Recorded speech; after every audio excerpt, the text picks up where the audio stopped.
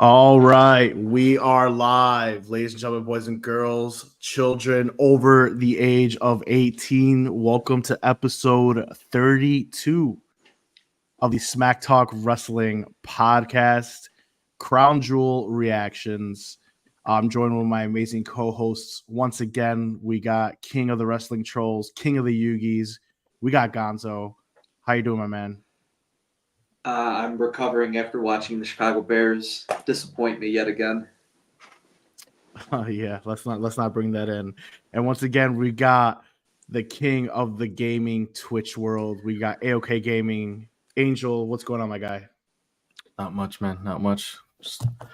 Just watched Crown Jewel, so all fresh in my head, ready to go. Oh, there you go. There you go. We're going to get to Crown Jewel, everybody. All right, so if you guys didn't notice, we are on our new nights, Sunday Night Heat. We should call it Sunday Night Heat. That'd be so dope, but I don't want to get sued. But we're on Sunday nights right now. So you can join us every Sunday night moving forward, at least for the next 6 to 8 months with my schedule. At 9 p.m. Central Standard Time, you can listen to us on Spotify or join us live on YouTube and Twitch right here with these two amazing gentlemen. But let's get right into it. We got a lot to cover, mainly the Bloodline saga and, of course, Crown Jewel. Had a nice week of wrestling this week. So, Angel, why don't you take us through Monday Night Raw real quick? All right. This is Raw that happened last week. That's correct. The match card for Raw was Oh, okay. Yeah. Sheamus defeated Ludwig. Ivy Nile defeated Zelina. The World Tag Team Championship Number Contenders Tournament Final. War Raiders defeated LWO and the New Day. We saw Dom Mysterio beat Damian. And Judgment Day came to help Dom, even though Dom wanted to do it alone. And then, as far as segments were concerned, we had the Judgment Day seemingly not taking Dom seriously, especially Finn. Seth Rollins and Bronson Reed destroy each other, promoting their match. On the Final Testament, enlist The Miz to find Uncle Howdy, or he'll get his legs broken. And Jey Uso lays out. That's what he said to his brother to reunite. He did. He agreed to talk to Roman and brawl with the Bloodline. Sammy then advised Jey not to get involved with the Bloodline. And Jey says it's family business and Sammy isn't family, which is pretty cool promo segment. Sammy caught the Usos talking with Solo. Or excuse me, Sammy was caught by the Usos talking to Solo. Exactly, which was pretty crazy. All right, so Gonzo, obviously, this entire show, I mean, pretty much the entire week with the exception of NXT, which we'll get to in a second, was pretty much Bloodline dominant, of course. But is there anything on Raw that caught your eye that is not Bloodline related before we talk about Sami Zayn and the Usos? I mean, the snapping of legs and femurs was pretty terrible when I heard that. So Karrion Kross is sounding very maniacal. And you know what? I'm actually going to start to believe him a little bit more. And then aside from that, it's going to be the Bronson Reed versus Seth Rollins. So biased, of course, with the Wyatt Six. But then if we move over to the Kaiju versus Seth Rollins, not going to lie, those have been the two interesting things that I've cared mostly about. Yeah, I mean, give me more Bronson and Seth. I'm just saying their work together has just been fantastic. Like, I just love it. I love them fighting. I love them just brawling throughout the stadiums. The promos have been very real, in my opinion. Like, Bronson wants to be that guy, and I could just feel that every time he's speaking on that. But Angel, anything else you'd like to talk about before we talk about the Bloodline that dominated Raw? The War Raiders winning is kind of strange to me a little bit. Interesting. The tag division right now is interesting for the men's because it's just like a new tag team for one side and then another tag team that's put back together but hasn't had a lot of time to like get momentum behind them, but now they're beating everybody. I don't know. I just feel like it's a little bit different right now, but I get why they're doing it. It's a little bit fresh blood into the division, and to see some new faces versus the same stuff we've been seeing for the past 6 months. But it's just interesting, I guess you would say. It's a little bit different. So of that triple And, threat, who would you have rather saw win? I mean, you got the New Day flirting with a breakup, and then you have LWO. Obviously, it's fan favorite, but they don't really seemingly want to push them. So, I mean, would you have rather see one of those two teams or just somebody else from Raw? probably the New Day, because they have more interesting storylines going on outside of what's happening, and them being involved with the title match could be the breaking point for Okay. Xavier and such. But the War Raiders are cool, I guess. They have good chemistry together. I will say that. Like their in-ring performances so far have been pretty decent. So it's just interesting the way WWE is going with their tag divisions right now with the new stuff, or the new teams pushing them a little bit here, obviously. So that's all. Okay. That's pretty much it, though. All right. Well, Riverdog says 100% the War Raiders are winning the tag team championships. So we're okay. Okay. All right. So anything else from Raw before we talk about the Uso stuff?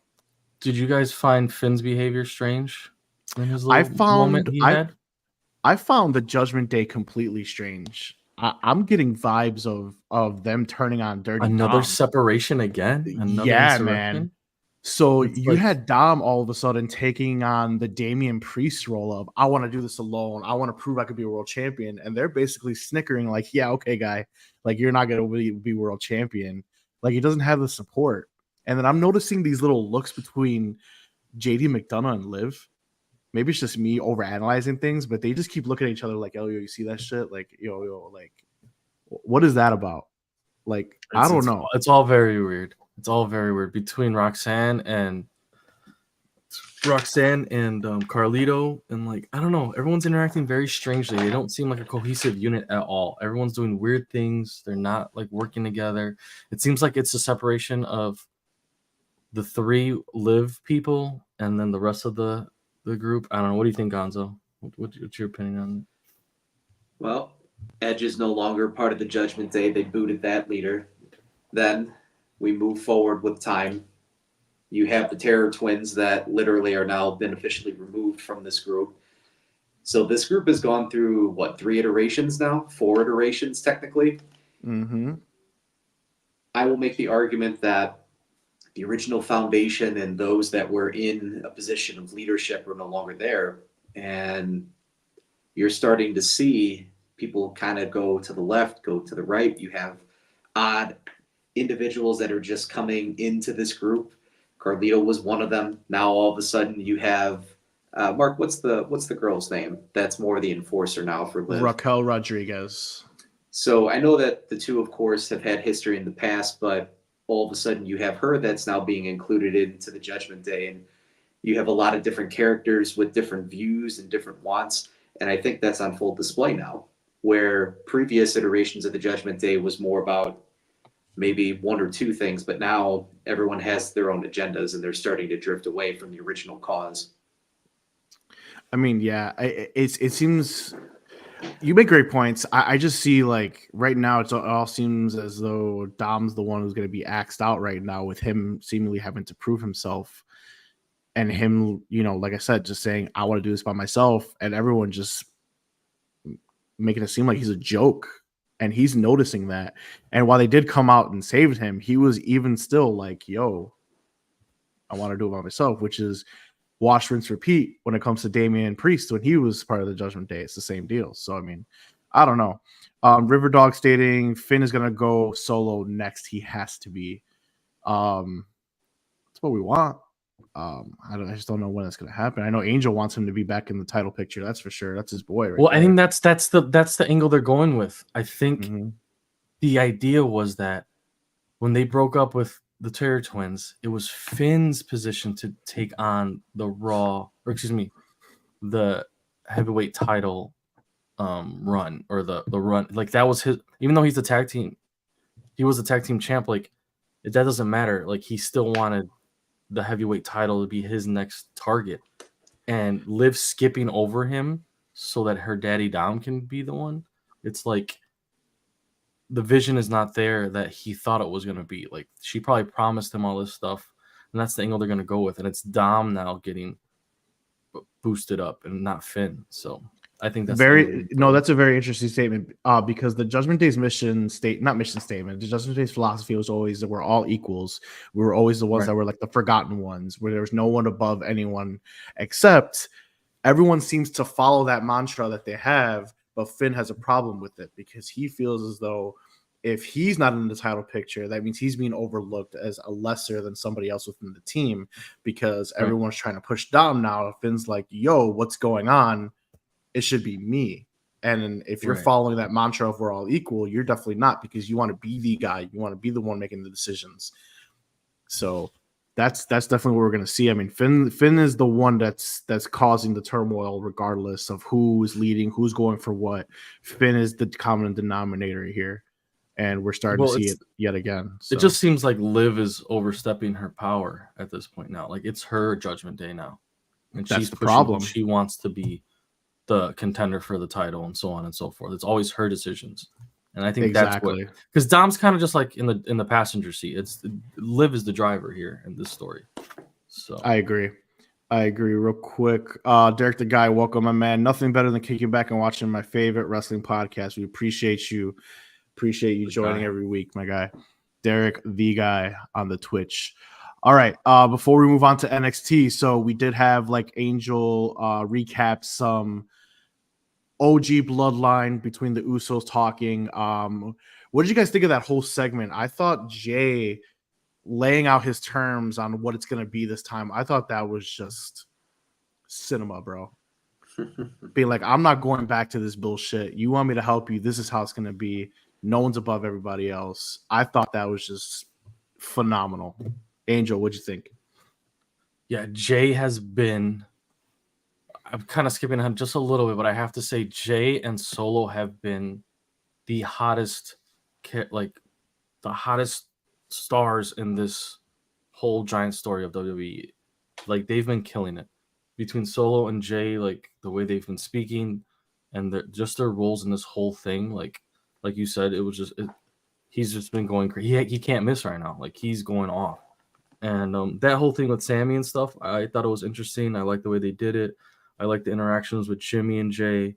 They didn't just like slap them back together. Like we all know what was coming, but it's also how they go about it, right? Like you can't just slap them back together just because we all know they're getting back together. Like make it feel like build up to it. Make it struggle. Like there's some turmoil, a struggle. Sure. Like it can't be perfect. So I think they did a good job, and so far each week it seems realer and realer. And then like throwing Sammy in there to like spice it up a little bit more, I thought was interesting. And yeah, I kind of like the way it went about on Raw for sure. It was cool to see that little segment of them catching them talking in the parking lot, and yeah, I liked it a lot. Gonzo, do we have Sammy turning heel? Sami Zayn? Yeah, he's not family. Why not? Why Angel, not? do we have Sammy turning heel? No, I wish. Chat, do we have Sammy turning heel? Nah, he had his opportunity. I'd probably like him more if he did. I really thought it was going to happen at Crown Jewel. We'd get there. But yeah, I really thought it was going to happen. I thought he was going to do it too. I thought he was ready to go. I was like, all right, this is going to be interesting. Like, oh, shit. I'm like, okay. Sammy joining the new bloodline would be sick. But, we'll see. We shall see.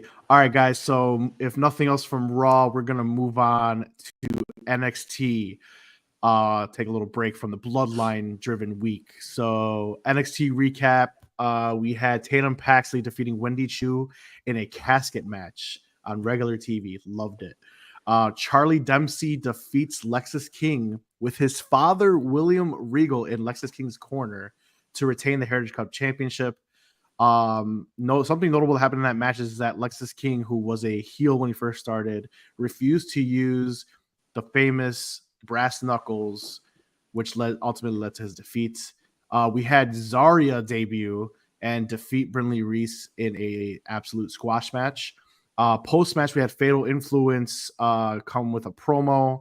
Basically, they're angry that Zarya stole their moment on Sunday, which was Halloween Havoc last Sunday. Roxanne Perez and Cora Jade interrupts. They all surround Zarya. They look like they're gonna just jump her and welcome her to NXT. But then we got Kalani Jordan, Stephanie Valkyrie, Julia, and Jordan Grace from TNA come to Yeah, her TNA. aid. From TNA, come to her future NXT, come to her aid. And then Eva booked them in a 10 woman tag match at the ECW arena this coming Tuesday. Then we had Kalani Jordan Wednesday. It's Wednesday. It is Wednesday. It's on a Wednesday this week. Yeah. So this coming Wednesday, excuse me, we have the 10 woman tag in the ECW arena. Next we had Kalani Jordan defeat Nikita Lyons due to a distraction from Adriana Rizzo of the family. Rizzo attacked Nikita post-match and says that's the person who attacked her last Tuesday. And then Fraxium defeats Javon Evans and Cedric Alexander due to a Wesley distraction. So they retained their tag team championships. And then you had Javon Evans basically ditch Cedric mid-match to brawl with Wesley, which then carried over to the backstage after the match. So I guess we now know Wesley's new rival, and that is Javon Evans. We did have a couple of notable segments. RVD will be part of the ECW arena show in some capacity.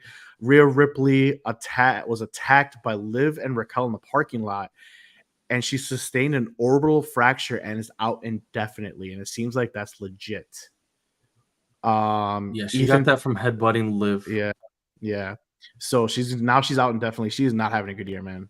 And then Ethan Page is not done with Trick, which ultimately led to Page and Ridge Holland versus Trick and Bubba Ray Dudley tag team GOAT at the ECW arena show.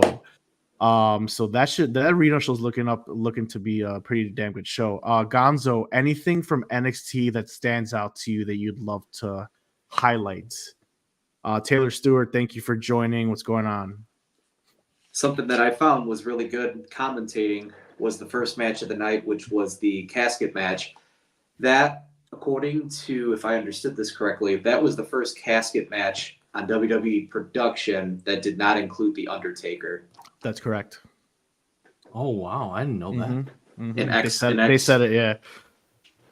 That was really cool. I didn't even consider that. And so, again, that's a novelty match that we've talked about off the air, where we would love to see that again, but not, of course, have it be made into an entire pay-per-view, right?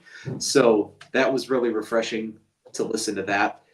One thing that I did love was the new wrestler, Zyra, right? Is her name, Mark? Zarya uses a spear as a setup move that then goes into the F5 as a finisher.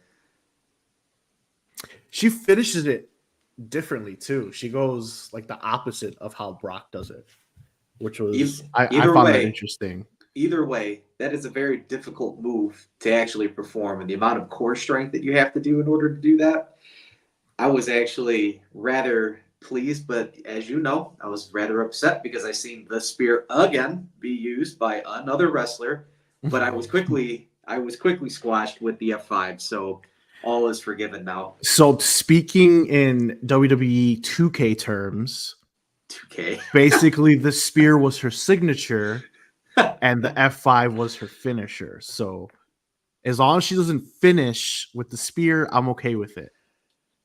Tyler Stewart, no, we are not streaming tomorrow, sir.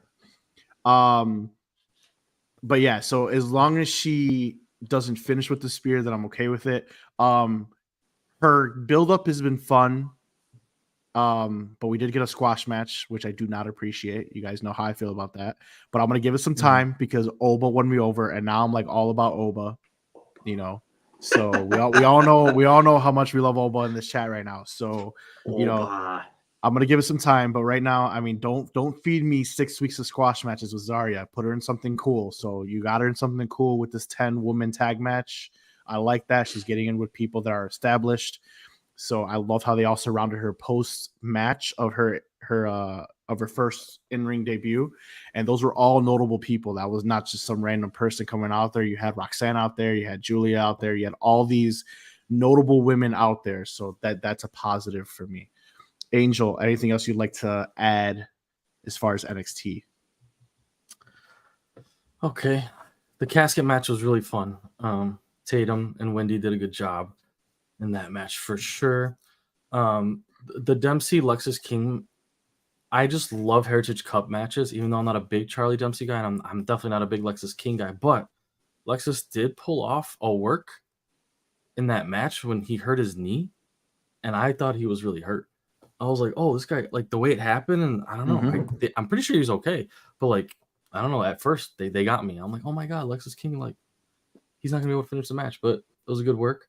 And then the Zarya debut was cool. I think, yeah, I liked her so far. We'll see what she does, but it's the women's division in NXT is just unreal. So just more and more people. And obviously, they have this 10-woman tag match because they got so many of them, and everyone wants to see them. So just put them all together, right? Like freaking Avengers. And then, yeah, I knew Nikita attacked Rizzo because Oba brought Lion's coat back to her. If you remember 2 weeks ago. Yeah, good. There you go. Yes, good call. He brought back her.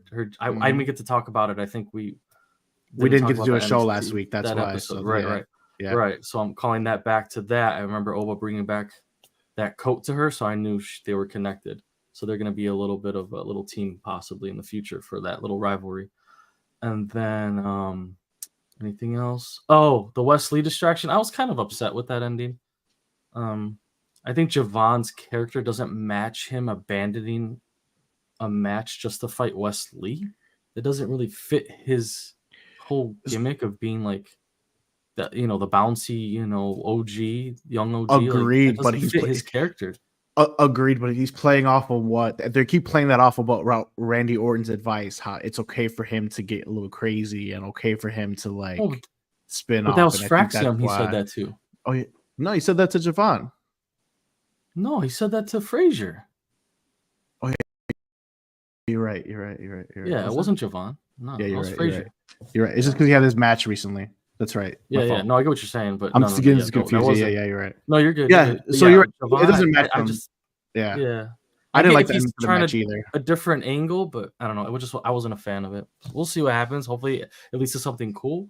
But right now, I'm not a fan of it. Okay. Anything else? No, that was it. Bubba Ray Dudley. Oh yeah, Bubba Ray Dudley.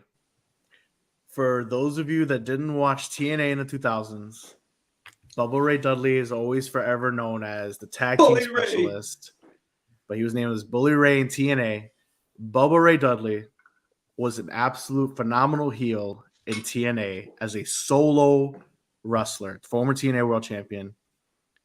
I'm not saying I want Bubba Ray to come in NXT and do a whole solo run, but if he's going to do a program with Ridge Holland, expect that to be fireworks. The promos will be great. He will help elevate Ridge Holland. Hopefully, Ridge Holland, if they do lead to a solo match between them, hopefully Ridge Holland obviously wins that potential little mini feud program that they're going to do. But don't sleep on Bully Ray. Bully Ray can absolutely elevate people that is not in the tag team scene. And I'm excited for this tag team match. So, Bubba Ray Dudley, look out. That's going to be fun. That's going to be a fun little month program if we get that. Let's get to this comment real quick. So we got, unfortunately, when we watch until William Regal feels like, what the hell is going on with you, Lexus King? Okay. And then, oh my Lord, you didn't know Bubba Ray debut on NXT. I thought that was crazy because they were even highlighting their podcast. So they have the Busted Open Radio. It's my favorite podcast. That's not, named SmackTalk Wrestling Podcast. Okay. We're number one, but it's my favorite. The fact that WWE allowed them to basically be on NXT Halloween Havoc after Busted Open talks about all pro wrestling. It's not just WWE podcast. I thought that was pretty interesting because they talk about AEW, they talk about MLW, they talk about New Japan, they talk everything on Busted Open. So I thought that was pretty cool. So, but yeah, if there's anything else from NXT, we can move on to SmackDown. Anybody else have anything they want to highlight before we go? The Bubba Ray entrance music is always so fire. I love their entrance music. Oh yeah, Team 3D's music is just always fire. That's it. Forever. Gonzo, anything else? Nah, I covered what I needed to. All right, cool. So then you could go ahead and cover what went on SmackDown, my guy. No problem. As far as SmackDown, this was a pre-recording. Was it Monday? You think they did the double show? No, they did double SmackDowns. So it was pre-recorded after SmackDowns. Yeah. Gotcha. Okay. Well, doing a quick rundown then for SmackDown before Crown Jewel. So, as far as the match card, we've got Liv Morgan defeating Tiffany Stratton. Breaks my heart. That then, of course, leads into the Street Profits defeating Pretty Deadly. I think probably one of the funniest things was Pretty Deadly coming out.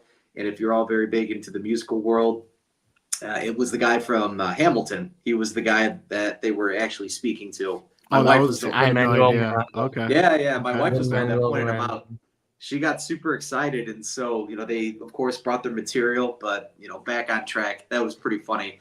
At least trying to see them go somewhere someday, one day. We also have Naomi and Bayley defeating Indy Hartwell and Candice LeRae. Fun fact: both Indy Hartwell and Candice LeRae are no longer with the company, along with Baron Corbin. For those of you who weren't aware of that. Candice LeRae got cut too. I thought it was just Indy both. And see ya, both of them. Both. Yep. No, it's not Candice LeRae. It was somebody else. It's Candice LeRae still under contract. I don't know about that. I'm pretty sure it was both of them.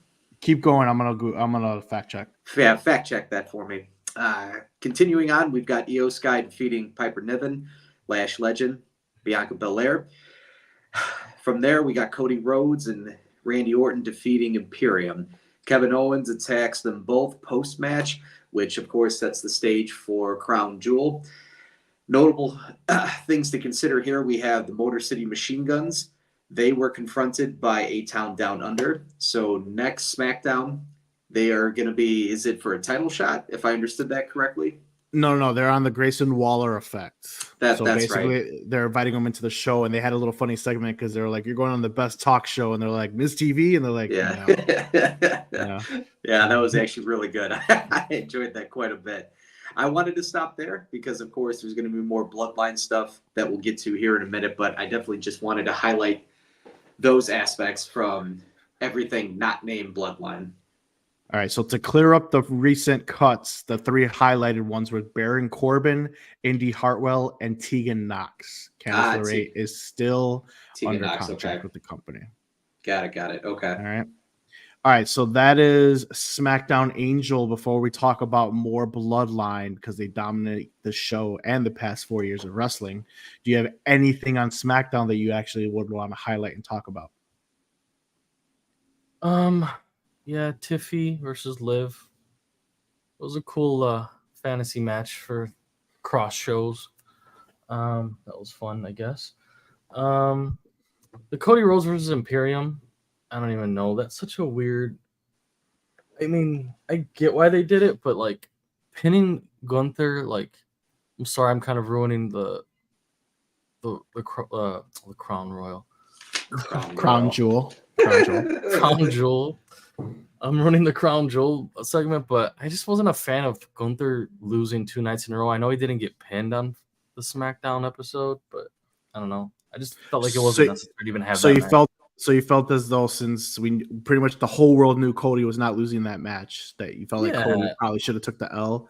I might have to agree with you on that one. Don't even have the match. I don't think we needed a tag team match. Where was that filmed? That SmackDown where this happened? I forget. I'm not sure. They weren't overseas yet, though. Yeah, I'm just wondering why they did that match. I guess for the crowd, to see those stars together. But I don't know. I just didn't think it was good for the story. But whatever.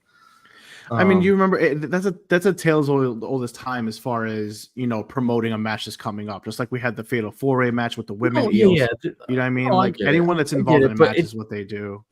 It was just weird because Liv had to face Tiffy, right? Like. Okay, that kind of made sense, but having Cody face, I felt this in a tag match was kind of weird. I mean, I could agree with you. I mean, having them in a tag match. I mean, I don't hate the tag match part, but we all know the Kevin Owens aspect of it all. I mean, we could have easily had like Kevin Owens cost them a match where they got like a cheap little W. Even Gunther pinning Randy Orton because he's already pinned Randy Orton before for the championship anyway. So giving Gunther a little bit of momentum heading into Crown Jewel, I would agree with you. That's how I personally would have booked it. Yeah. I can get that. But it is what it is. But Gonzo, anything else you'd like to talk about? Non-bloodline related, you say? You don't have to. I mean, I'm just saying if you have anything up, highlight, because we are going to talk about Bloodline. So The Motor City Machine Guns interaction with Ms. TV probably was the big thing that definitely brought me a big chuckle. So, as far as that goes, it's good to see that those guys have humor, that they can very much so talk, be very receptive, and then also show a little bit of history too. Because again, a lot of people don't know who they are. I don't know who they are. And so far, the on screen presence for them, I'm very impressed with them. And I know they've been around for a very long time. TNA legends. So both former TNA World Champions, TNA X Division champions, tag team champions. So I'm glad that they're showing a lot of love to these TNA stars. I'm glad that they're on the main roster to start. I was not expecting them to be tag team champions in 3 shows, but I do like that goes it. back to what I was saying earlier. So, It's kind of like they're pushing the new blood in the division a little bit. Yeah, Well, for sure. We covered this weeks and weeks ago with the reality of you're bringing over Joe Hendry, but WWE, what are you doing in order to elevate our brand, right? I think this is possibilities as to why, or not why, but how they can elevate TNA, right? Here they are, look them up. They're already tag team champions here in WWE. That was their own unique way of doing it on a national stage, so that way everything could be seen. I know it's not necessarily the way that we have talked about it, but again, this is WWE allowing themselves to push other promotions and, of course, elevating people at the same time. Agreed. All right, so before we talk about the Bloodline stuff, we got a comment. Let's get to that real quick. Tiffany is got to cash on Nia Jax instead of Liv Morgan. You guys agree with that? Is that pretty much what's going to happen, or does she actually go to a different show? I think it's up in the air with the Rhea injury. Oh, Rhea injury might change what's going to happen right now. I think it changed Crown Jewel, to be honest. I think Crown Jewel's post. I don't know exactly because they had the new title on the line or whatever, so maybe not so much Crown Jewel, but it definitely is changing the story potentially. Like they're probably putting everything on ice for a moment, seeing what's going to happen here for Rhea's future. Interesting. Gonzo, do you agree with that? Tiffany's cashing in on Nia Jax. Not saying anytime soon, but that's just the person she's gonna cash in on. I guess in my mind, without thinking too much into it, I look at the Nia Jax title as the lesser of the two. Just like I see, Gunther's, that title is the lesser of the two in comparison to the Cody title. So there's already chemistry that Nia has with Tiffy. Why do you have to have a lesser? I don't say it's a lesser. I think it just goes on who's holding the championship. So right now, Cody is obviously a tier above Gunther. So that's the premier championship as of right now. And Roman held that prior to that. But I mean, Seth Rollins had that World Heavyweight Championship as well. I mean, Seth Rollins did his best to do that World Heavyweight Championship justice. Nia Jax and Liv Morgan, it's just Liv Morgan's firing on all cylinders right now. And so is your girl Nia Jax. So, I mean, it's kind of hard to really decipher on which one's the lesser championship, in my opinion. And I don't want it to ever be that way because otherwise just unify them again if that's what we're going to do. But I think that's the hard part. Yeah. I think what you just said is the hardest part about that is we're so used to having a number one guy and a number one woman. Like the split title thing, it might take some time before we actually consider them even or equal, I should say. But I don't know. I don't think the titles themselves. I get WWE title has a greater history just because the heavyweight title goes away and came back and it's from WCW originally and so on and so forth. But like, I don't consider that title to be lesser still. I know Cody's the bigger name and that title has the most history. And that's the one that main events almost all WrestleManias and so on and so forth. But I don't know. I think I don't want to say there's a lesser title still, but I get why you say it, Gonzo. I'm not discrediting it's you. all just because of this. I'm a product of marketing. I'm a product of marketing. What sells? Again, what sells? How do we have to market this? Who do we need to have there? What person is, of course, is going to represent it? I am a firm believer that, yes, it is the person that will ultimately define the title, but at the same time, you also have the machine as to what it's going to be specifically pushing. Now, taking that completely off to the right side and trying to force that out of my mind, to me, the way that Nia Jax has treated Tiffany Stratton is 100% going after that title because of the disrespect consistently. If you all didn't see it, there was an Instagram post after the match had come to a conclusion where Tiffy is like sprinting backstage and someone's trying to immediately ask her, well, how come you didn't cash in? And then all of a sudden you hear this gigantic shriek and it's Nia Jax screaming at Tiffany Stratton, and Tiffany just starts taking off, sprinting, running away, and you see Nia smashing her way behind in pursuit of her. So it's Rampage. actually, it is. It's funny as hell to see, and it's very entertaining. So again, the story makes sense, definitely, if we're just looking at the lack of respect that Nia is giving specifically towards Tiffany Stratton. So, all right, last comment before the Bloodline talk. He says Survivor Series is when it's going to happen. Tiff on Nia Jax. Too soon. Gonna happen. You see it, you buy it. Thoughts? I could see it happening then. Yeah, for sure. I think so too. Definitely Actually, high possibility. Yeah. she's held it for what, like 6 months now? Not even. Hold on. April, May, June, July, August, September, October, November. Yeah, 7 months. So I mean, that's a pretty good time. You know, with the storyline. I mean, I could see it happening. Yeah, I agree. It all just depends on who's challenging, who's up next right now, right? So we got Naomi seemingly up next. She's got next for that championship, but it's like who's the challengers that Nia Jax has to go through before that happens, right? I guess Tiffy has to carry the weight and make sure people care about Money in the Bank, right? Because unfortunately, McIntyre blew his chance, so Tiffy's got to carry the load alone. So she might keep it a little longer just because she's the only one carrying that, making it important again still, like throughout the year. So we'll see. Right. All right, then. So moving on to Roman Reigns and the Usos. So we had Jey Uso come out, lay his terms face to face to Roman Reigns, the OTC, the tribal chief. Lets them know that they still have unfinished business they got to take care of, but they're on the same page, going after Solo. And then Roman just answering him with the best word, yeet. So what do you guys think of that segment? What do you guys think of the OG bloodline reuniting? Gonzo Angel. It makes people money. As far as Mr. Jey Uso, he is the #1 t-shirt seller at the moment, outselling both Roman Reigns and CM Punk combined here in the last 1 to 2 months. So that's a fun fact for everybody who did not know that. Now, as far as he's blowing up right now, dude, he's on fire. He is white hot. And so with all of this, absolutely. It's been fantastic. Laying his terms down. This is not how it's going to be. This is how it's going to go. He cut a good promo. As you know, I've been very hard on him for quite some time. This was a fantastic promo. Yeah. He's been cutting great promos. It's very emotional promos, making you really feel the shit that he's saying, and that's what you could appreciate. Like, damn, like that came from right here. Like, nah, you're not pushing me around. I'm not your little bitch. No, we're not your lackeys. Me and my brother are not going to be here for you. We're all equals. That's what he said. You know, that was really powerful to let him know that we're not doing this bullshit. So if you want me to help you, I'll help you. Otherwise, have fun getting your ass whooped by, you know, new tribal chief.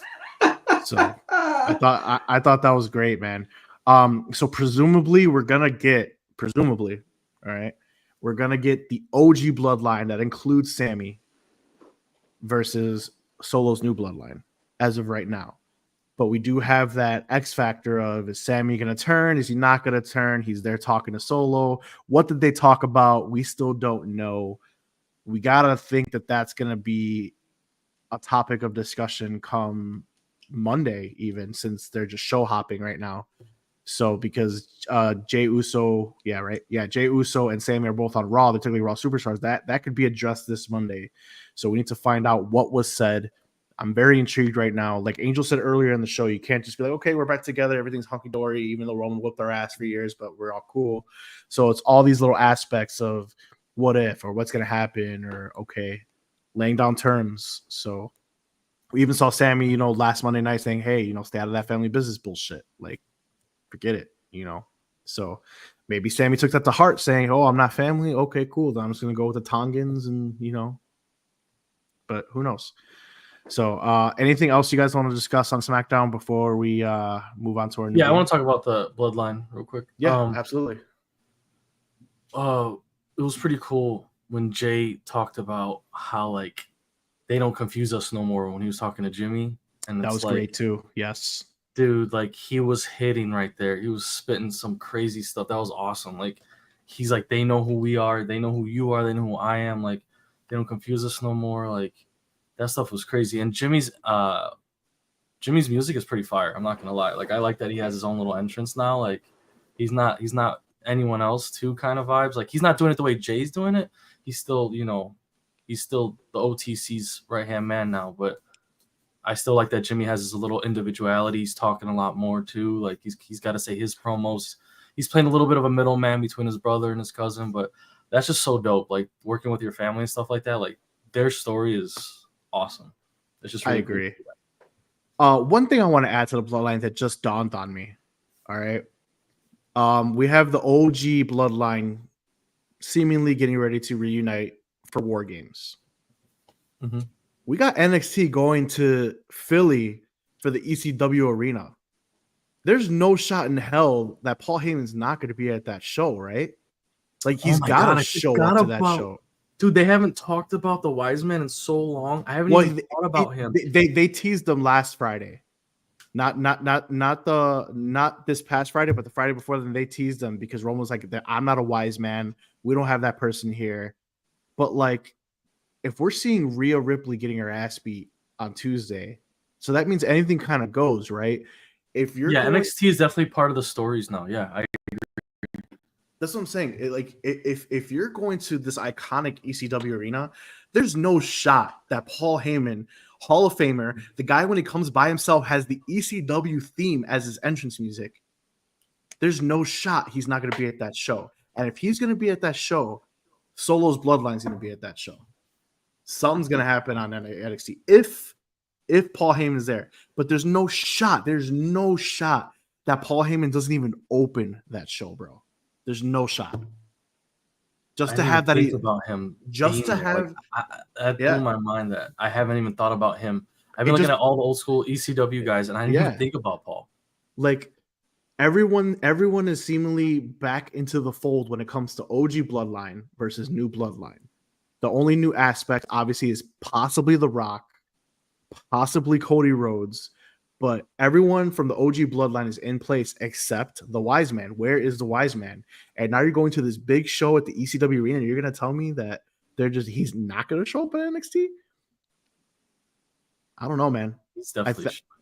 There's got to be. I think there's got to be some type of bloodline. I'll be disappointed if he's not there. No, like that's he's got to be there, bro. He's got to be there.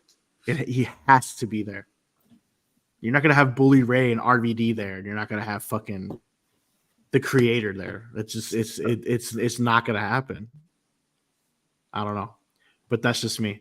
All right, guys, we're gonna take a little break and we're gonna play a new game before we talk about the main event, which is Crown Jewel. So this is called Build Your Own Promotion.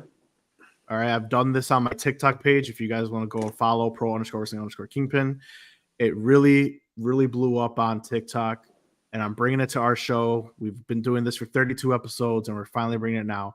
So basically what this is we're going to have 5 rounds, and we're going to choose a division every week. We're going to draft that division like a fantasy football draft. And at the end of the 8 weeks, because there's 8 different divisions, I'm not going to reveal them all today. We're going to just do the one division today. You guys can vote each week on our division. Let us know who wins. And at the end of it, who basically built the better promotion? Does everybody understand what's going on there? Everyone feel it? Everyone in the comments, feel free to join. If you like the game, you don't like the game, you want someone to draft somebody, yell at them if they make a reach or a bad pick. I want to see it. We all know Gonzo likes to reach. He's been reaching for 13 years in fantasy football, so let him reach today. But let's get that going. So 5 rounds. Today, we will be doing the tag team division. We can draft from any promotion, any era. So this is all time. Gonzo's gonna pick first just because we always sit here and twiddle our thumbs on who's going first on something. So Gonzo's going first. We're gonna go clockwise. I will go last. And Really it's not quick, can I ask a question about? yeah. Wait, did you say the division yet that we're doing? Tag team. Okay. I gotta ask this. So it's not factions; these are a 2-man team. This is a 2-man team. A faction might be a division later. Exactly. So today is just a 2-man team only. That's all. 2-man team only, 5 teams. Gotcha. And remember, anybody that you draft on your team cannot be used from another person, obviously, and cannot be used in a different division or faction later. All right. They cannot be included in that faction. All right. So make sure you guys are paying attention, keep track of what you got, and let's just get this going. 30 seconds per pick. We're not going to be here for 4 hours. All right. So, Gonzo, you are on the clock of your tag team division. Let's get it. Have fun. With the first overall pick, Team Gonzo selects the Acolytes. You motherfucker. Are you kidding me? With the number of reach? Someone get in the reach chat. Is this guy serious? We've got former world champions. We have comedians. We have individuals that can throw down at any second for protection. So you're drafting the APA, number 1 overall. I hate you so much right now.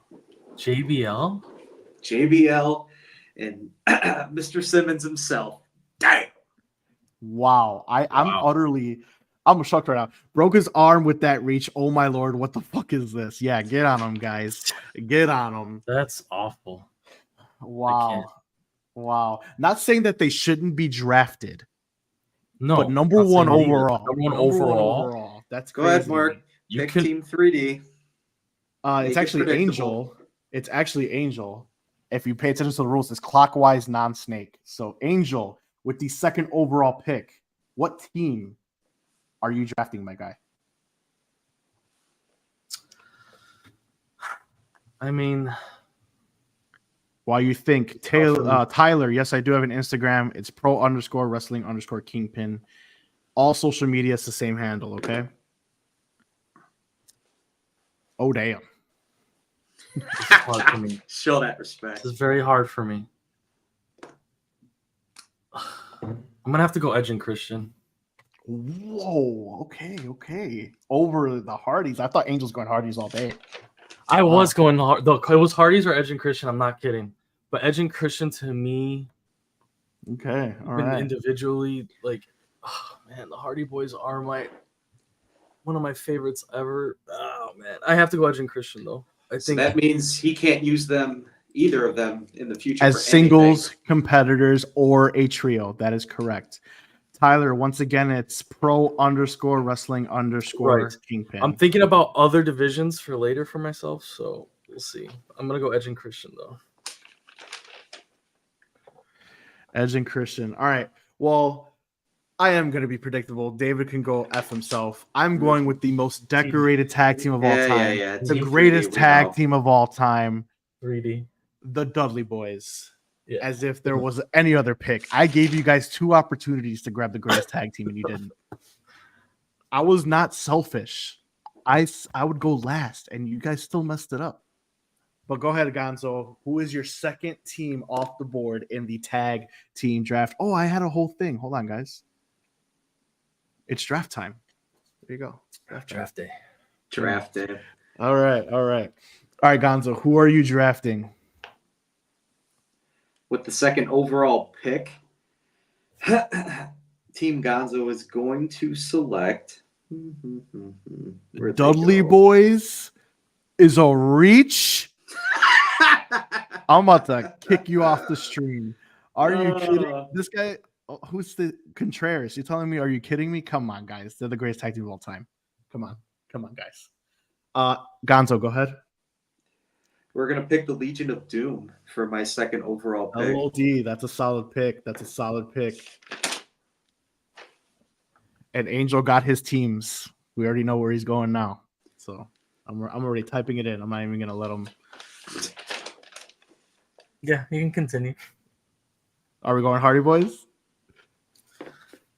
Man, Oh, wait a minute. He's really fucking thinking about it. because you said I can't use them in other divisions, and it's like I You kind of want to worry use about Jeff? that. You want to use Jeff in a different division? I mean, yeah, Yeah, granted, because that potentially. division that you're thinking is probably there. That's what I'm saying. Like, if we didn't have that stipulation, they would have been number one probably. That's all right. Make your I mean, picks. I mean, I think we could all agree Matt Hardy's not getting drafted anywhere else. No, he's not. It's really just a matter of like, all right. Yeah, come on. I already got it typed in. I think I'm gonna go the outsiders. Whoa, the outsiders. That means Angel just took NWO off the board for a Yeah. trio. See ya. The outsiders. Angel, for our young fans who don't know who the outsiders are, who consists of the outsiders? Kevin Nash, Mm-hmm. Scott Hall. There you go. Which means you cannot draft NWO, my guy. It's all right. So there it is. And It's I all guess right. I guess I'm gonna be that man, Yep. and I'm gonna take the Hardys. So I'm very predictable today. Going the Hardy Boys. But thank you for giving me 2/3 of the greatest tag team trios that put on the greatest tag team matches of all time. Appreciate you. So I took Edge and Christian. Come on. But yeah, all right, Gonzo, your third. With the third overall pick, Team Gonzo will select the New Age Outlaws. And oh wow, okay. New Age Outlaws. That's crazy. That's a crazy pick too. All right. New Age Outlaws. Angel third. While he's thinking, Derek the guy says Hardy's is crazy this late. That's a top 2 pick. I think I agree with you on that one. And then we have, I was thinking chose the Hardys until you picked the outsiders. Seriously, mama goddamn. I had to do something there. This is harder than it's been for me to think of, like, to actually Edge and Christian, then Hardy's top 2. No, they're top 3, my guy. I got the best team. The Dudleys.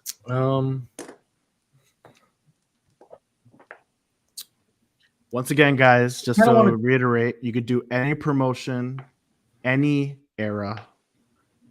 All right, so just keep that in mind. That's true. Any promotion, any era. All right. What screws me over all the time is thinking about the other divisions we have to pick. Like, this would be so much easier, but killing yourself for other divisions is like the toughest part. There's so many I want to say, but I can't say it yet. So Dave said the Road Warriors already, right? Yes, he sir. did. LOD. Do you want me to do a recap for you? No, I got it. I just wanted to make sure that's what Dave took. Oh my God, there's so many good ones that I can't say because of this stipulation. That's what makes it fun. Right. You could just be an asshole and just say the Mega Powers, and then no one could draft Hulk Hogan.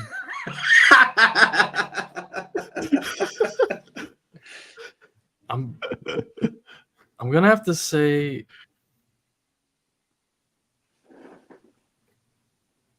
the Midnight Express. Who we going?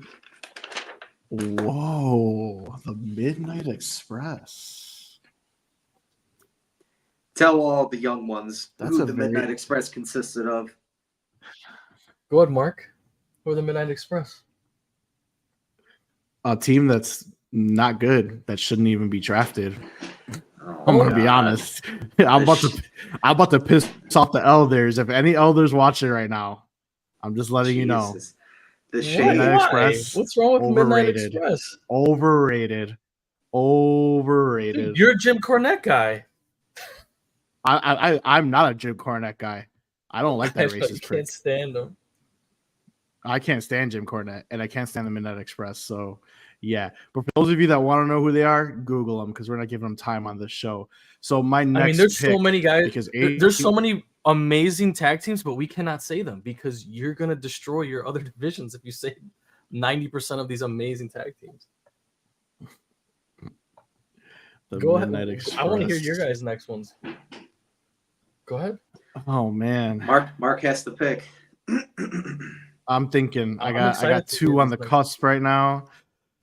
Remember, these are only 2-man tags. So that's what I was gonna ask you. No, that's I guess that's technically a trio. Yeah, you're gonna screw yourself. That's just why. Yeah. That's technically a trio. But I'm gonna go the Von Erichs here to save myself from the Elders. I'm gonna go the Von Erichs because I know the Elders are gonna kill me with the Midnight Express thing. So, but yeah, Von Erichs number 3 for me. See, but you're going back pretty far because you don't want to destroy your other division. See how far back we just went, back to back between us two. I'm ready for Gonzo to go next because this is all right, Gonzo. With the 4th overall pick, Team Gonzo will select the Iron Sheik and Nikita Volkov. See, look at that, back to back throwback teams. We Easy all there throwbacks because we cannot deal with Iron Sheik and who? Nikolai Volkov, bro. Nikolai Volkov. FF. There you go. All right. Wow, that was something I was not expecting. That's for sure. But Gonzo or Angel, go ahead. You're next. All right. Fourth pick, 11th overall. Mind that I can say that I think I'm safe and sane and not burning myself later. I'm gonna say Harlem Heat. Oh, what? He just took Booker T off the board? Are you kidding me? For the youngins, Angel, why don't you explain what you just did in this draft and who are the Harlem Heats? Stevie Ray and Booker T. And Booker T is no longer available for you guys to use as a individual superstar. Wow. That was a shocking pick. All right. Before I make my next pick, we got Mega Powers, Rock and Sock Connection, the world's greatest tag team, the Soul Patrol. Oh wow, Soul Patrol. Wow, that's a drop. The Twin Towers, Brothers of Destruction. You are delusional until you pick the Midnight Mamma Mia. Okay. But I can't pick the Brothers of Destruction because then I can't use Undertaker later. What makes you think you could use the Undertaker? Like you're gonna be the one to draft them? I'm gonna leave him there so in case I am the guy that could get him. You don't know. You don't know what the future holds, but I'm not gonna burn him on the tag team. You're gonna burn him on the brothers. Why didn't you pick the Brothers of Destruction? You could have. Says I'm not picking him right now? Well, you're gonna pick the Von Erichs over the Brothers of Destruction. You don't know. You don't know what I'm going right now. You don't know what I'm doing. You would have picked them already. You already know that. Yeah, he's right. I would have picked him already. Yeah, come on. And the Rock and Sock Connection, nobody's using the Rock in the tag team division. Stop. Nobody's wasting the Rock on that. Third guy says need to use my weekly GM 3 I knew on 2K. For those of you that play WWE 2K, there that is. I'm gonna go with a TNA Legend team that's currently on SmackDown. We are going.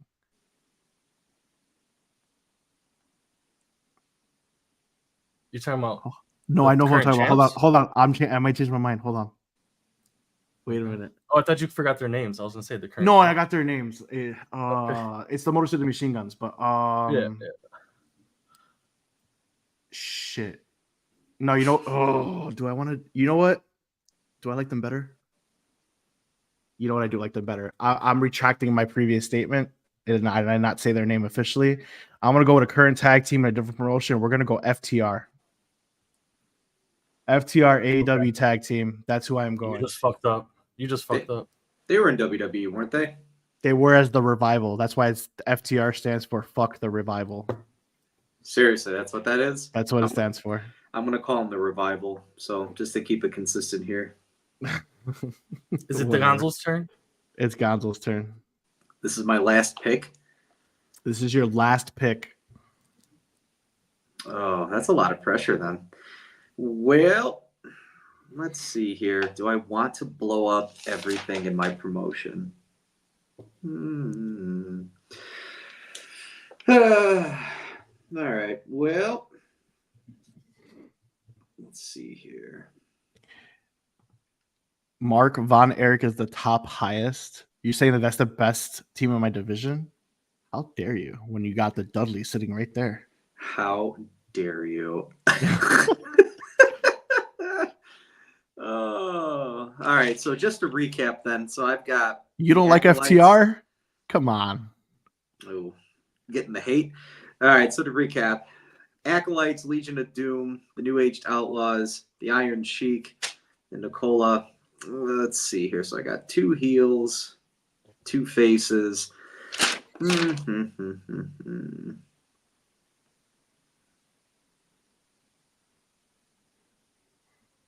All right, last pick. Let's not take 45 years. Hey. You're technically out of the 30 seconds. We got what, timers now? Ooh, I said it in the beginning. I'll clip it for you if you like. Oh, I didn't hear that. All right. Yeah. Well, we're gonna do right to censor. Bull Buchanan and the Good Father. So you can't use. So that's who you're using specifically. You're breaking up the faction. RTC. They Bull were Buchanan. they were a WW. Well, they're considered right to censor though, so they still get to have that name. Bull and Good Father. Got it. All right, Angel. Last pick. Damage Control. This is not a women's tag team division. This is. Oh, we're gonna have. Oh, you're right. Okay, sorry. Just letting you know. You said men's. My fault. That might be a potential division. Who knows? You're right. I should have thought about that. Yeah. We're gonna split them up. Okay. Give me another 30 seconds. He's hitting a button, guys. I hit a button. All right, last pick. I have a team in mind, but Mark's gonna be pissed if I say it because it's gonna mess up. It's not gonna mess up nothing for me. I don't care. You can do whatever you want.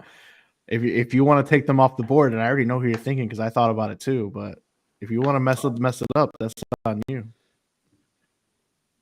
Nah, we won't do that.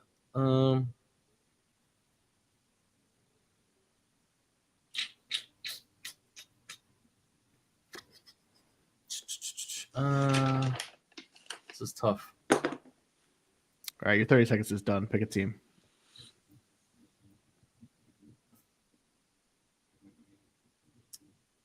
I'm really lost now who to pick, man. You have no more buttons. I guess Motor City Machine Guns then. All right, Motor City. Motor City Machine Guns.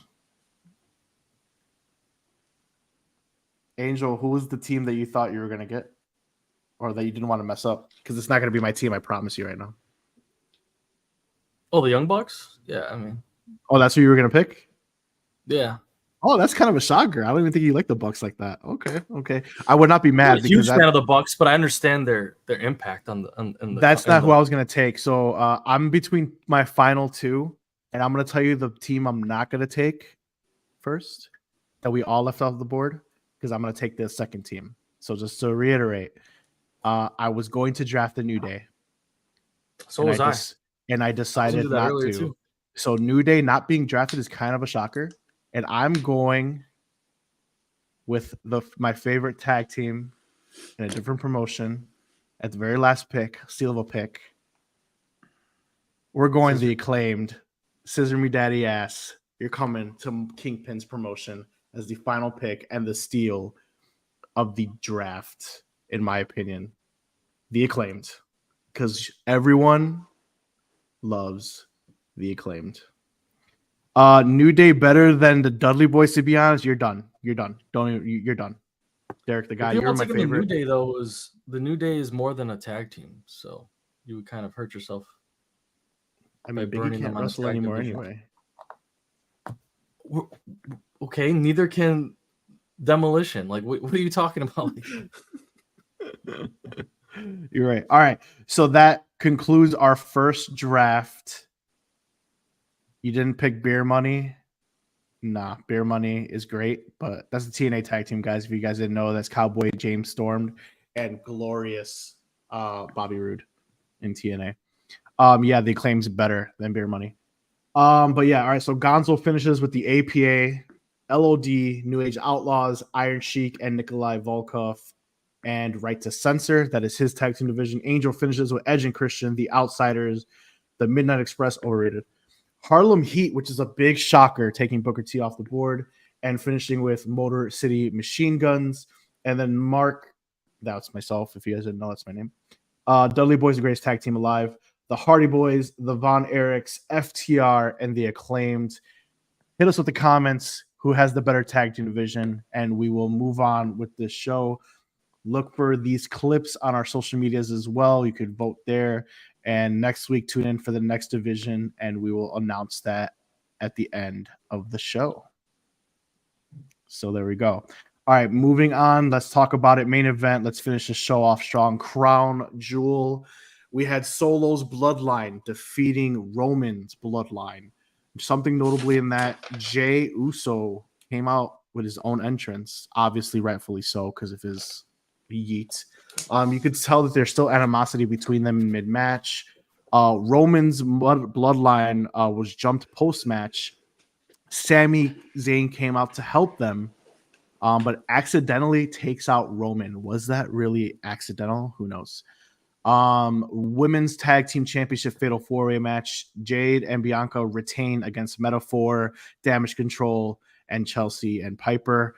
I thought it was interesting that there was only 2 women in the ring at a time. They're so inconsistent with that. Sometimes you have all 4 tag teams in there. Sometimes you don't. Like it's just so weird to me.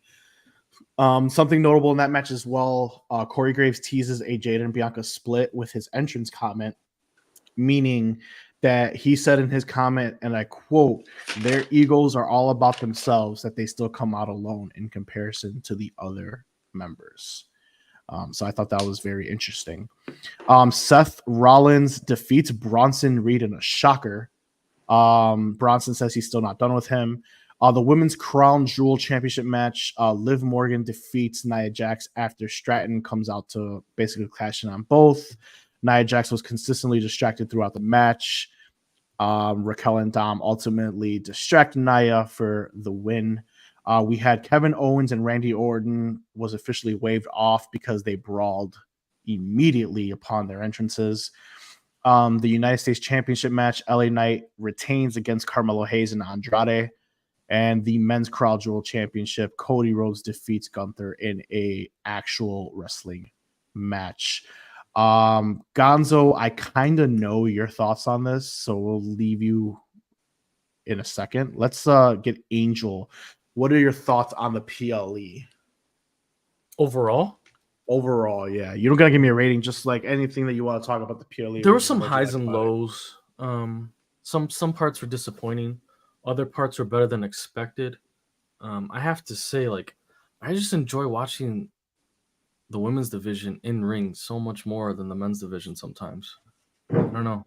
I just find the way they wrestle and the stuff they do is just more clean and just, I don't know. I just like the way they do stuff. Sometimes I find myself thinking that women's talent, they've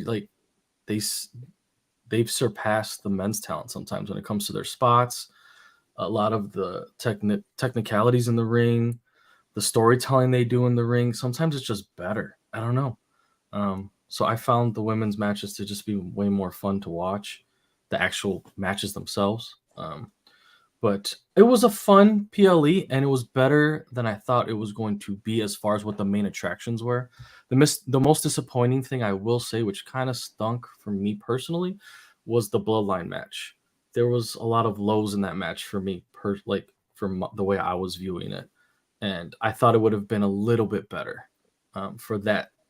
We've been waiting for this for so long, and it just didn't hit the same. I will say Solo was really good in that match, in my opinion. But other than Solo, everyone else was they seemed a little off. I don't know.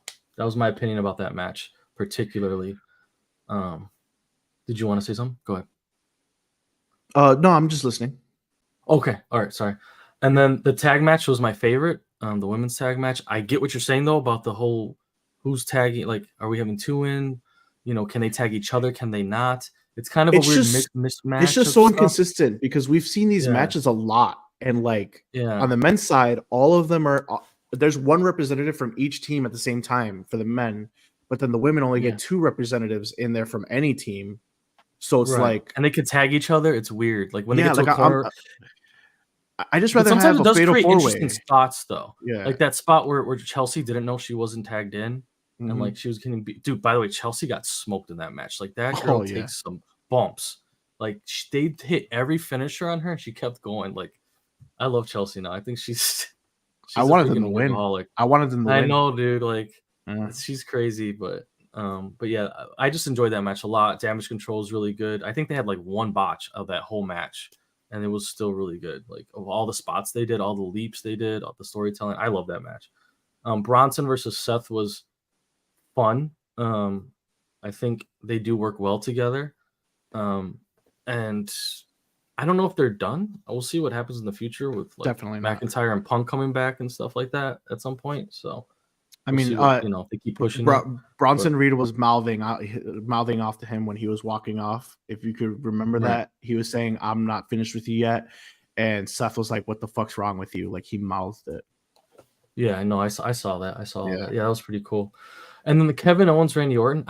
This was the match I was least excited for, and I actually thought what they did was perfect.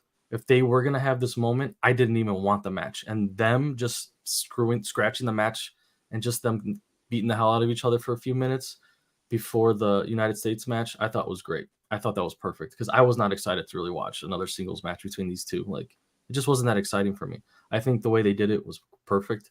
And I did enjoy the triple threat match of Knight, Carmelo, and Andrade. I think those three have great in-ring skills, and that match was way better than I thought it was going to be. And those guys can wrestle, so that was really fun to watch. I like all three of those guys together. And the Crown Jewel Championship match, the Which women's one, the women's? Okay, there. yeah, I'm discussing both now. The women's one was really, interesting with Tiffy. I love Tiffy, and like I said earlier, I think they're kind of just they don't know what to do yet because of the Rhea thing, so that's changing the story for them. And then the men's one, I thought they did a really good job together in the ring.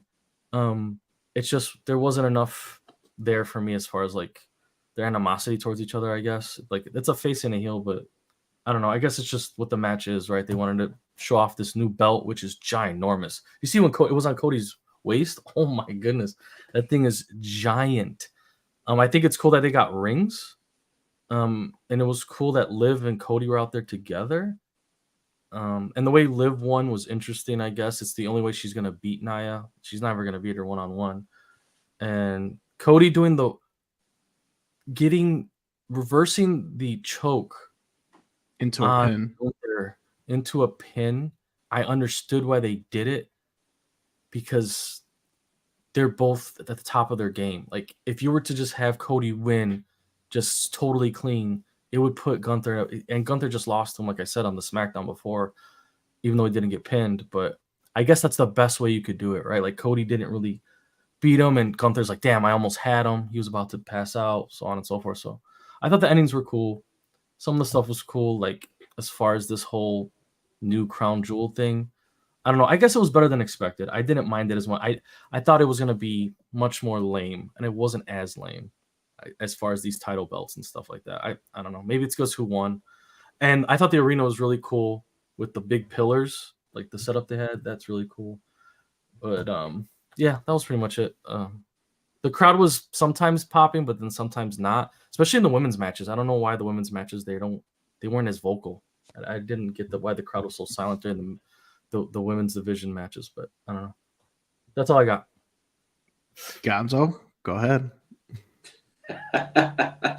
What's that one say? I guess the women's division is great matches until we watch WWE's Women's Tag Team Champion with the Fatal 4-Way match. It's incredible. Plus, Women's Crown Jewel Championship is okay. I guess the gold is not my favorite. There it is. Okay. My overall rating. I know I was talking with you, Mark, not trying to spoil anything. I was rather upset with this PLE. I was going back and forth between, giving it a 2 out of 5 star rating. And then I dropped down even to a 1-star rating. And then after watching what I thought was the match of the night was the United States triple threat match. That match definitely overperformed. I loved every second of it. To me, up until that point, there really wasn't anything on the card that really made me fall in love with anything that they were doing. I feel like the women's Crown Jewel Championship match, that was more of like a SmackDown and a Raw match to me. There wasn't really anything special about that match. And then you have the main event. That one, that was a PLE title shot in comparison to, the ladies one. So I was actually rather disappointed with Randy Orton and Kevin Owens. I actually wanted to see those guys go at it. Really? Oh, I wow. did. I actually wanted to see them go at it. Go at it. It wasn't official though, right? I mean, they went for blood. But I wanted more of that. You cared who won that? You would care who would win a singles match? I'm telling you right now, I enjoyed the brawl more than I would have that actual match. To me, it was too short though. I wanted more. I wanted to see these dudes go at it a little bit longer. So, okay, I can see what you're saying. Give it a false count anywhere match. Do something, but like the creative idea to go and to just kill each other, that was fantastic. I'm not trying to rip on that. I just wanted to see more of it. So both those guys are fantastic performers. The Bloodline underperformed. The women's match and whatnot, I could care less because I don't want to see Storm and Bianca Belair just decimate people anymore. I'd like to see them separate and do their own thing, singles match. But their match was good though. I mean, I get you didn't like the outcome, but those teams performed pretty well. I'm not saying that they didn't. It's just I didn't really care about them. I didn't have that much invested into it. So yeah, I got you. Overall, like I said, to me, I feel like it was a 2 out of 5 for the PLE. It wasn't awful. It was revived with 2 matches in particular. Storytelling was there for a variety of things. Bronson Reed and Seth was probably my second favorite. And then, third was Gunther and Cody. And I just have an issue with Gunther losing. I didn't like seeing him lose. I really wanted to keep him separate and away from Cody for as long as you possibly could. And so that's why, as a wrestling match, that match was phenomenal. But again, it's the timing of it is just what bothered me a lot. So like I said, overall to me, it was a pretty good showing. This is average for me. Mm-hmm. Seriously, we need more like Gunther versus Goldberg. Could be incredible. Absolutely not my guy. I'm sorry. Goldberg should never touch a ring again. He couldn't wrestle when he was 30. You didn't see the report? He's going on his farewell tour. I mean, we're probably gonna get it because it was teased, but whatever. So Gonzo, I don't shit on anybody's scores. Wrestling is subjective. So I'm never gonna jump down your throat. However, but when you're giving a show a 1 star, in my opinion, that means it's just unwatchable. It's like Botch City. It's no story. It's AEW Rampage. All right, that's what the hell? That's not what we're talking about here. Damn, AEW Rampage just got stray, dude. All right. Holy smokes. That's not what we're watching here. So, like I said, I respect your opinion. That was hold on, dude. That was kind of that. You sure you want to hold that statement, dude? I'm holding that statement. I don't even watch Rampage anymore, bro. I only watch Dynamite and Collision. That's it. Oh my goodness. Okay, all right. Let's continue. So, wow, stray. I knew I got Angel to break character, guys. Yo, that's me. That was wild. You're not feeling very oozy, are you? Oozy. But yeah, so that's just me. Like I respect your opinion, whatever. I'm not giving it a great rating either. I'm giving it a 3. I'm giving it a 3 just because everything that in the show I felt like kind of made sense on what needed to happen. The main event match was absolutely phenomenal to me. That was my match of the night. I loved the way Cody won. Should they have faced each other? Absolutely not. I agree with you because it just makes one of them look weak, whoever takes the L, 1,000,000%. But this was the best way for Cody to win because both of them were showcased in that main event. It was absolutely a phenomenal wrestling match. Gunther's chops were ferocious as usual, and Cody outsmarted the ring general. And that's what I loved. That's what happened. So were there some down things in this PLE? 1,000,000,000%. I love the way Solo looked. I love the way Solo was good. I love the way Solo has been looking the past few weeks. They're finally Same. making him strong. Dude, he's hilarious, by the way. He's so funny. Like, Oh, he's yeah, the for sure. funniest bloodline For sure. person. Like, Did you see what you did? Hilarious. Dude, He's these funny as guys, hell. I told you, these guys always want to come jump down my neck because I was supporting Solo. Everyone knows the OTC is the true tribal chief. All I wanted from Solo is character growth, and that's what we got. This guy's character He's growth jumped from up a lot. WrestleMania He's to jumped up a now lot of rings. is phenomenal. And this guy is a legitimate main event talent, in my opinion. And that's all I wanted. And he has looked phenomenal. You know, this is the Solo that we should have got when Roman came by himself.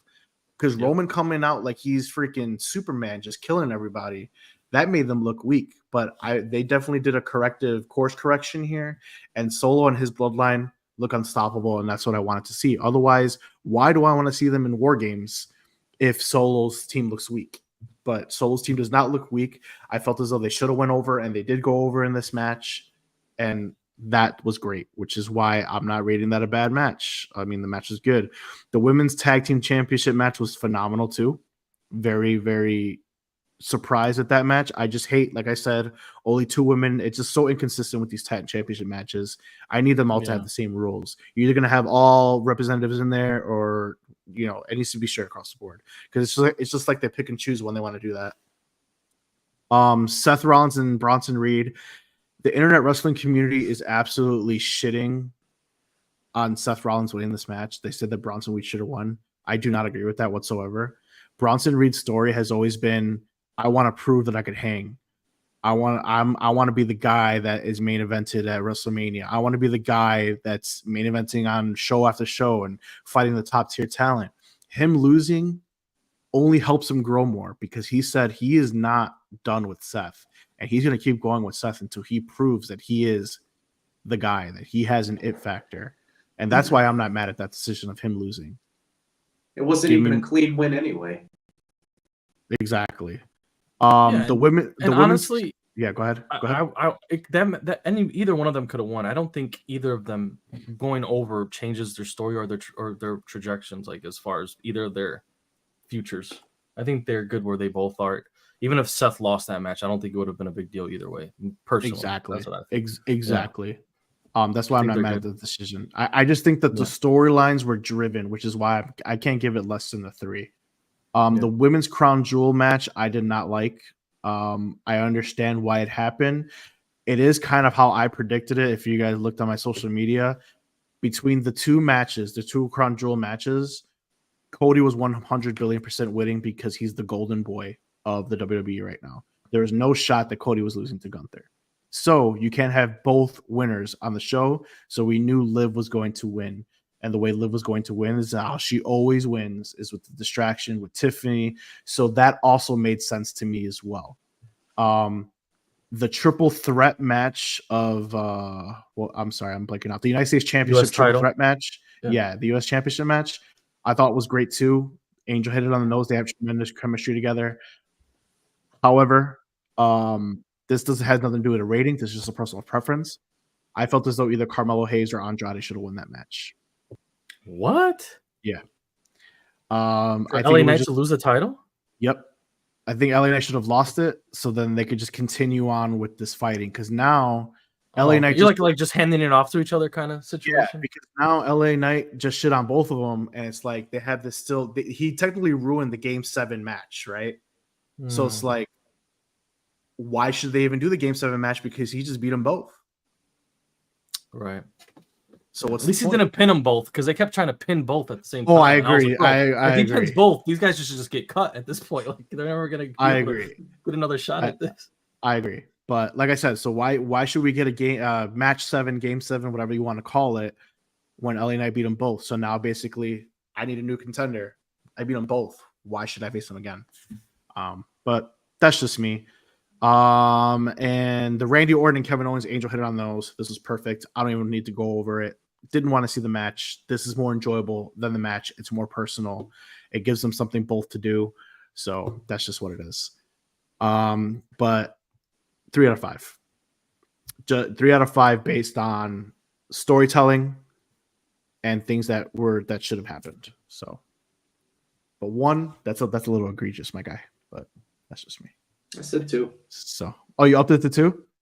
Look at the text messages. I said it was a 2. Oh, okay. He said he okay. went from 2 to 1 back to 2. I think that's. Oh, okay. I didn't catch that. My bad. I'll say that was egregious though. But all right. So, if you guys have nothing else to say, I do. I have a question for you, Mark. Okay. How did you feel about the match itself with the Bloodline? Like, didn't it feel kind of like they weren't hitting on all cylinders as just a giant group of? I could see how you're saying that. I just felt as though, from a storyline perspective, they're playing into Roman's bloodline still not on the same page because they're still figuring it out again. Additionally, that was only Roman's second match back, so which is why he didn't have a lot of in-ring time since WrestleMania. So it's only a second match since WrestleMania.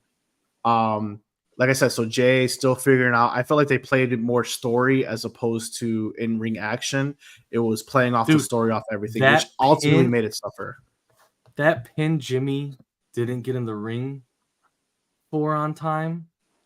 That was the worst part of that match, dude. Mm-hmm. I was so frustrated that was it Solo pinning? It was Solo pinning. Was Roman? It was Roman. He was pinning Roman. Mm-hmm. So that situation, think about that. Solo pinning Roman, and Jimmy doesn't get in the ring in time to break that pin up, and Solo had to just like fling himself. He had a flail to make it seem like he got hit. Jimmy got in there so late. That, to me, that situation was so bad. I just was like upset that happened because the situation that was happening, and like, bro, I don't know, that part really like it just took me out of the match so much. And then I also find it funny that Jacob Fatu has to say "I love you" Solo every second. I love you, Solo. It's a joke now. Like it was mid match. He yelled that shit loud as hell. It was so loud. We love you, Solo. I don't know. It's great. He does it as a joke now. Yeah, dude. It's so funny.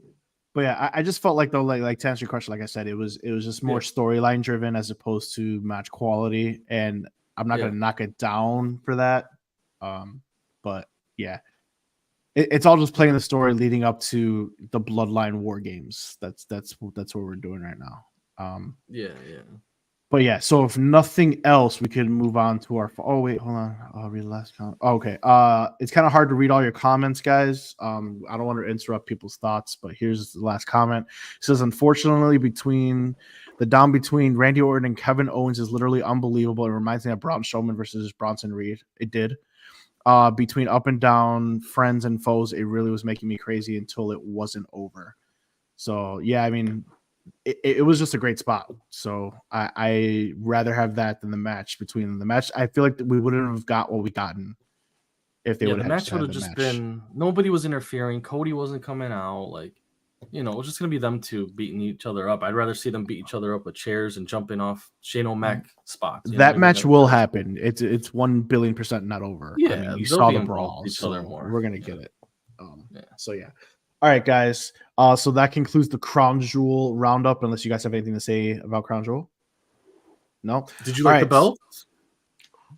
I like the belts. They look good. They look like the AEW Women's title, except enlarged. But it's pretty good. Yeah. I'm glad they don't have to carry it. They put it in that WWE experience, and they got little rings for it. Rings. So I thought that was pretty cool. That was better. I thought so too. But yeah, so yeah, but it wasn't terrible. I didn't hate it. I did not want to see them carrying that thing for a whole year. That thing's humongous. So yeah, that's crazy. Okay. Just wanted to see what you said. Yeah, that's right. All right. Before we wrap up the show, Gonzo, final thoughts. Final thoughts. Solo Sikoa has pinned 7 former WWE champions. This is Angel specifically. He has pinned Sheamus, Cody Rhodes, Rey Mysterio, John Cena, Roman Reigns, Dolph Ziggler, and who's this last one? Kevin Owens. I've been supporting, not supporting, but I've been changing my tune on Solo. I said it last time we had a show. He's definitely showing out. He's the most. Him and Jay are the most interesting characters in this story right now. Roman obviously is the guy, but right now Roman's still getting back into the fold. Like Marc just said, he hasn't had too many matches.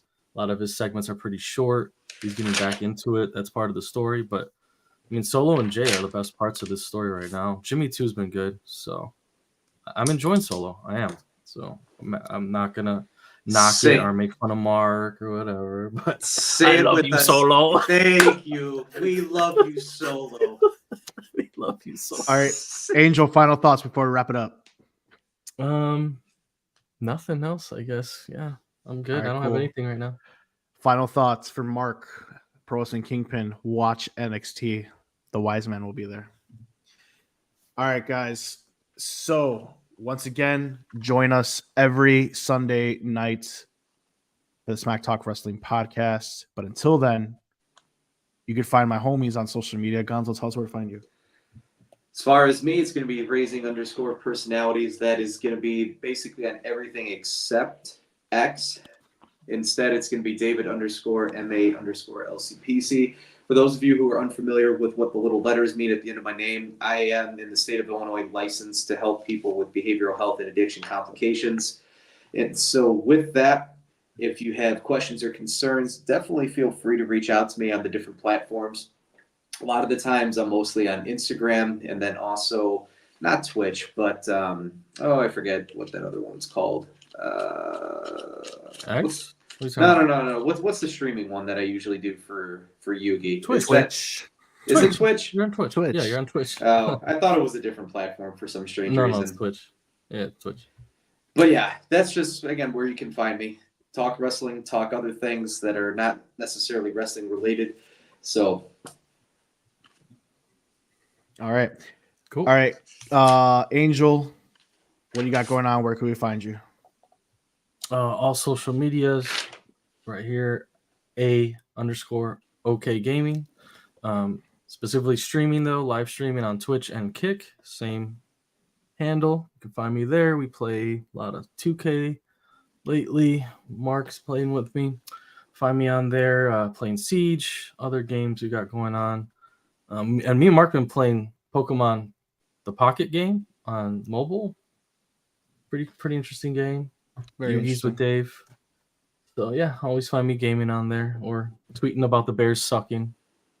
It goes a little bit beyond tweeting about the Bears. Yeah, there you go. And for me, once again, guys, you can find me on all social media, pro_wrestling_Kingpin right there. We got a lot of good stuff. Posting clips of our show, of course, but also I post a lot of wrestling cards if you guys are into that hobby. Doing a live show tomorrow. We're opening some 2024 WWE Panini. So looking for some Obafemi rookies. That's what we're going for right now. So you can tune in tomorrow night right after Raw. What are you saying? You don't have any slabs with you? Not at the moment. They're in the other room right now. Oh, but I do got. Okay. But if you guys want me to listen, I'll show it off. But I do got a 10. If anybody is interested in a Ricky Steamboat 10/10 gold Prism auto, your boy got one. So, but PSA sucks. You heard it here first. Yeah, they do. Lord. Go to Beckett. But yeah, it is a PSA 10. I'll promise I'll show it off either tomorrow or next week's stream with these guys. But until then, once again, you could join us live every Sunday night, 9 p.m. Central Standard Time, or you could listen the very next day on Spotify. Smack Talk Wrestling Podcast is what you search on all those platforms, or search Pro Wrestling Kingpin and you will find it. But until then, we will see you next week. And remember, always acknowledge your tribal chief. I love you, Solo.